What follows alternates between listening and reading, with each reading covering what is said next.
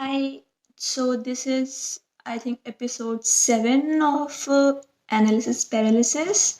और एक तरीके से दिस एपिसोड इज वेदांत वेनिडा पार्ट 2, क्योंकि इसमें मैं थोड़ा सा और एक्सप्लेन करके समझाना चाहती हूँ कि उस वीडियो पे जो इतने सारे कमेंट्स आए हैं उसमें आधे कमेंट्स ये हैं कि उन्हें कौन से रेफरेंस यूज़ करने चाहिए। भाई वो मैंने आपको वीडियो में भी बताया था, कमेंट में भी बताया था, मैं दोबारा बता देती हूँ।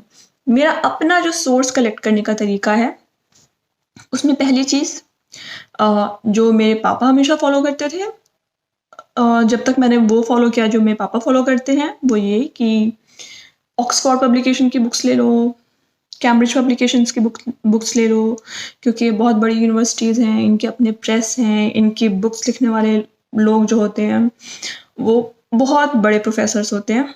ठीक है, उसके बाद अगर हम इंडियन फिलोसफी की बात करें तो आप दिल्ली यूनिवर्सिटी का सिलेबस देख सकते हैं, आप यूपीएससी का सिलेबस देख सकते हैं, उनमें जो बुक्स रिकमेंडेड हैं वो, या फिर अगर आपको हिस्ट्री ऑफ एंशिएंट इंडिया पढ़नी है जो आर एस शर्मा की है तो वो भी जो है वो यूपीएससी के कोर्स में है। तो यूपीएससी एक गवर्नमेंट वेबसाइट है भाई, आप उस पे जो सिलेबस है और जो बुक्स रिकमेंडेड होती है ना वो अच्छे लोगों की रिकमेंडेड होती हैं। वो बुक्स यूं ही किसी की भी नहीं रिकमेंडेड होती कि आप ये कमेंट कर रहे हो कि हम किसी की भी बुक क्यों पढ़ें, हमें तो ऑथेंटिक सोर्स चाहिए, अच्छा सोर्स चाहिए। भाई सबसे अच्छे लोगों की बुक्स रिकमेंड की जाती हैं। ओके, अब हम बात करते हैं कि वेदांत ने जो बुद्धिज्म की चोरी की, इस पे वीडियो क्यों बनाने की ज़रूरत थी। जो फोकस का पॉइंट था, जो मिस किया गया, जिन व्यूअर्स ने स्पेशली कमेंट किया है उनका मुझे पता चला कि यार उन्होंने बड़े अच्छे से मिस किया है, वो ये कि फिलॉसफी रहने दिया जाए। धर्म जब उसका इस्तेमाल अपने आप को जस्टिफाई करने के लिए करता है तो बलि चढ़ती है उन लोगों की जिनके पास सोचने की क्षमता समाज के उन उन तबकों से ज़्यादा है जो अंधभक्ति कर सकते हैं। पर मसला ये होता है कि आप भीड़ बना करके ऐसे लोगों पे हमला कर सकते हैं, और ये पहली बार नहीं होगा अगर ऐसा होगा तो, और ऐसा होता है। आप कबीर की बात ले लो, आप चारवाक की बात ले लो, आप गैलीलियो को जो हाउस अरेस्ट किया गया था, या फिर आप ब्रूनो को जो जिंदा जलाया गया था, स्पिनोजा को एक्सकम्युनिकेट किया गया था, सोक्रेटिस को जहर दिया गया था, ये सब इसीलिए होता है। स्पिनोजा ने कभी नहीं कहा उसने कि गॉड नहीं है। डिकार्थ इतना बड़ा मैथमेटिशियन था, इतना बड़ा फिलोसफर था, जिंदगी खपा दी भाई ने कि भाई उसको भी प्रूव करना है कि गॉड एग्जिस्ट करता है।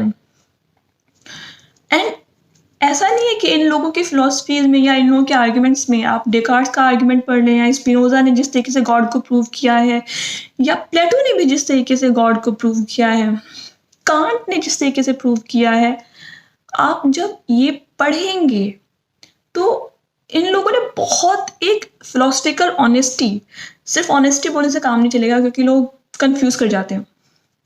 Philosophical honesty to the core maintain करते हुए इन्होंने जब गॉड डिड्यूस किया कि हाँ ठीक है, हमें ऐसा लग रहा है कि है, गॉड है, तो एक तो इनके आर्ग्यूमेंट्स में भी कुछ फ्लॉज थे, और वही उन्हीं की क्रिटिसिज्म की बात हो रही है। अब जैसे कांट ने गॉड को प्रूव किया कि फिर वरना गुड का, अल्टीमेट गुड का, फाइनल गुड का कोई कॉन्सेप्ट नहीं रहेगा अगर गॉड नहीं है तो, ठीक है। या फिर पास्कल ने द वेजर लिखा था कि क्योंकि द वेजर का जो मेन फोकस था वो ये कि गॉड है और नहीं है, इसमें बेहतर ऑप्शन यही है कि हम गॉड मान लें, क्योंकि सपोज करो ना, मैंने वेदांत के बारे में इतना कुछ कह दिया, अगर भगवान सच में हुए तो मेरी तो बात लग गई, है ना। बट तो to be on the safe side, या फिलोसफर्स लोग भी सेफ साइड में रहना चाहते हैं।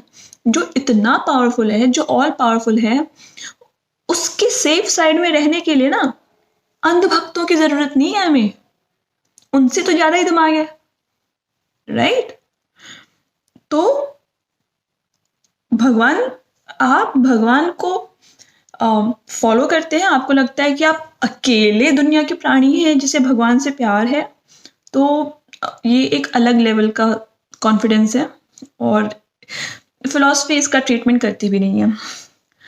मगर भगवान को बहुत इज्जत से लॉजिकली रिड्यूस करने की बहुत कोशिश बहुत बड़े बड़े मैथमेटिशियंस, फिलोसफर्स ने की है। न्यूटन खुद आस्तिक थे। अच्छा, प्रॉब्लम क्या है कि प्रॉब्लम ये है कि फिलॉसफी में जब आप फिलॉसफी पढ़ोगे, डेकार्ट ने 7 या 8 आर्ग्यूमेंट्स दिए हैं गॉड को प्रूव करने के लिए, कांट ने एक पूरी बुक लिख दी है, स्पिनोजा ने बहुत ज़्यादा ये प्रूव करने की कोशिश की कि गॉड है और इस तरीके से है, इस उसका पर्टिकुलर नेचर ऐसा है, बट और द वेरियर में पास्कल ने ये बात कही, मगर इन सब के आर्ग्यूमेंट में फ्लॉज थे और इनके हम क्रिटिसिज्म पढ़ते हैं, तब कोई बवाल नहीं होता। बवाल कहाँ पे होता है? जब रिलीजन, जब क्रिश्चियनिटी डेकार्ट के आर्ग्यूमेंट को यूज करती है ये प्रूव करने के लिए कि क्रिश्चियन गॉड एग्जिस्ट करता है, या इस्लाम या हिंदुत्व या वेदांत इन आर्ग्यूमेंट्स को यूज करता है ये प्रूव करने के लिए कि उनके धर्म का भगवान जो है वो एग्जिस्ट करता है। बुद्धिज्म एज अ फिलॉसफी जो है उसने भगवान रिड्यूस नहीं किया था। बुद्धिज्म ने ये कंक्लूजन निकाला कि भाई अंत में शून्यता है, और बुद्ध ने कभी नहीं कहा कि वो भगवान है। बुद्ध ने हमेशा सिर्फ इतना ही कहा कि यार यू आर योर होम, तुम अपना आश्रय खुद हो। बुद्ध ने कभी नहीं कहा कि वो भगवान है।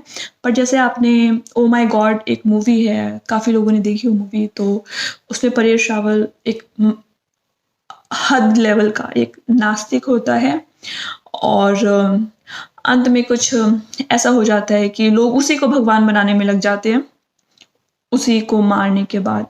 तो ये बहुत ओरिजिनल आइडिया नहीं था, बुद्ध के साथ एक्चुअली ऐसा हुआ है। बुद्ध ने अपनी जिंदा रहते हुए कभी नहीं कहा कि वो भगवान थे। वो 80 साल की उम्र में उनकी डेथ हुई थी, ये सब बहुत वेल डॉक्यूमेंटेड है। बुद्ध ने कभी नहीं कहा कि बुद्धम शरणम गच्छामि।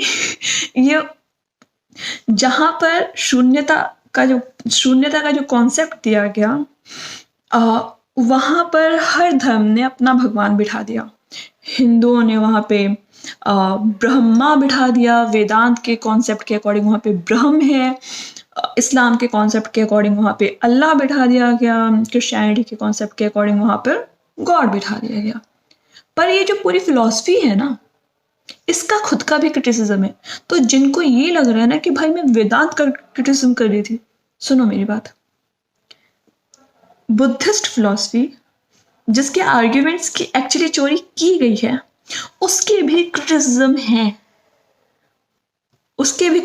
है, और जब उनकी चोरी एक धर्म कर लेता है ना, तो फिर जान पे बनाती है। उसमें मसला ये हो जाता है कि आपने जरा सा बोला कि ये तो फ्लॉड आर्ग्यूमेंट है, डिजाइन आर्ग्यूमेंट फ्लॉड है, या फिर कि दुनिया इतनी ज़्यादा कॉम्प्लिकेटेड है, इतना मतलब इतनी सारी चीज़ें हैं, सब एक साथ चल रही हैं, कोई तो चला रहा होगा, कोई तो डूअर होना चाहिए।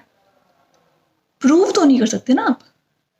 तो अगर प्रूव हो पाता ना, तो जो लोग मतलब आपको लगता है कि सबसे इंटेलिजेंट लोग वही हैं जिनसे एक मतलब आप ऐसे देखो ना कि जिस भी टाइम में जब भी कोई धर्म बन रहा था, उस वक्त कुछ बहुत इंटेलिजेंट लोग जो थे ना, मैथमेटिक्स, मेडिसिन, फिजिक्स के फील्ड में भी काम कर रहे थे।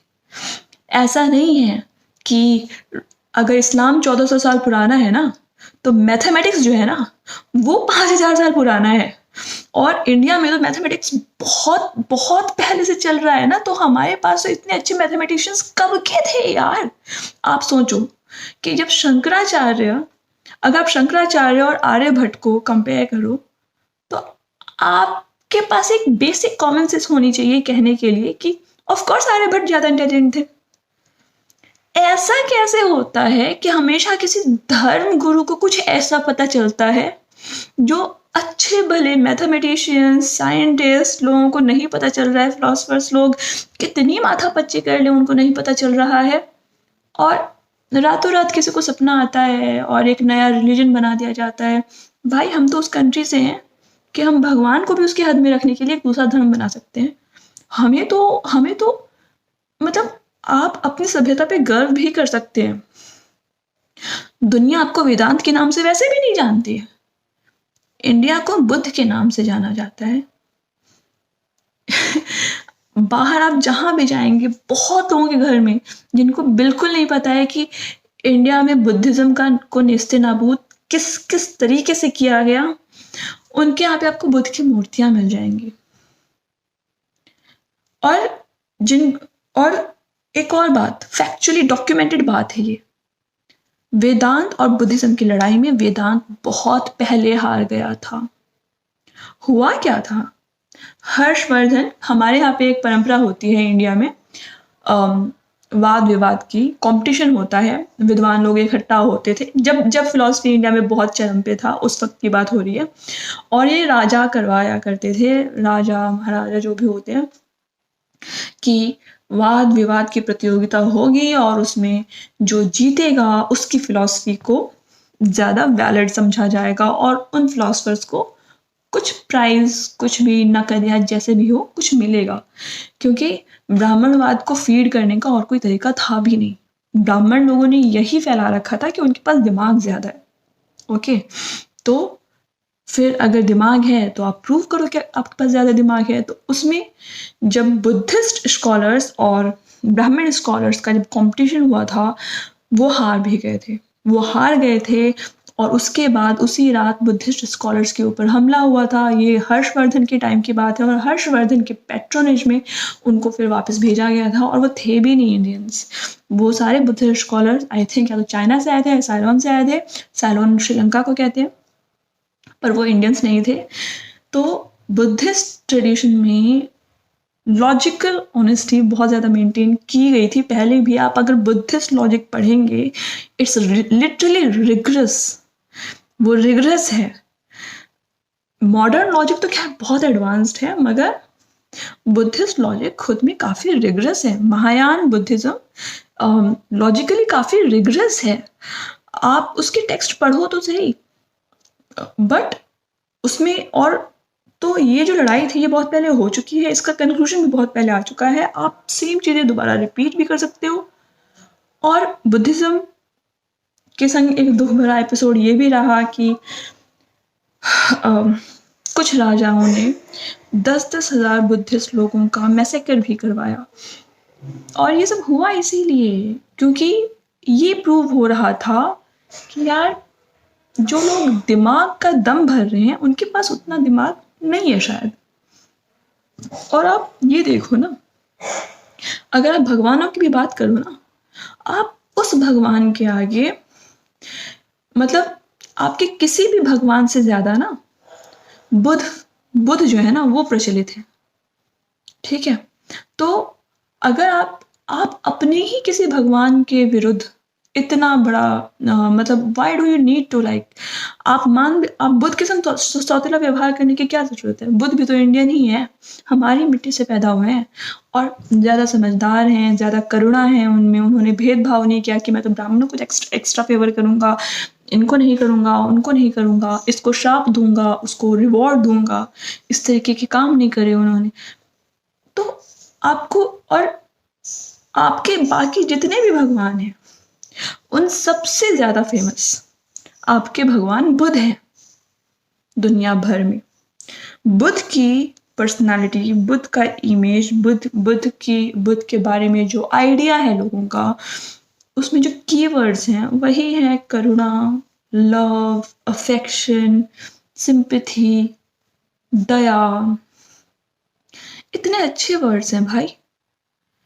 किसी शख्स को दुनिया भर में इस तरीके से जाना जा रहा है और वो आपके मुल्क का है,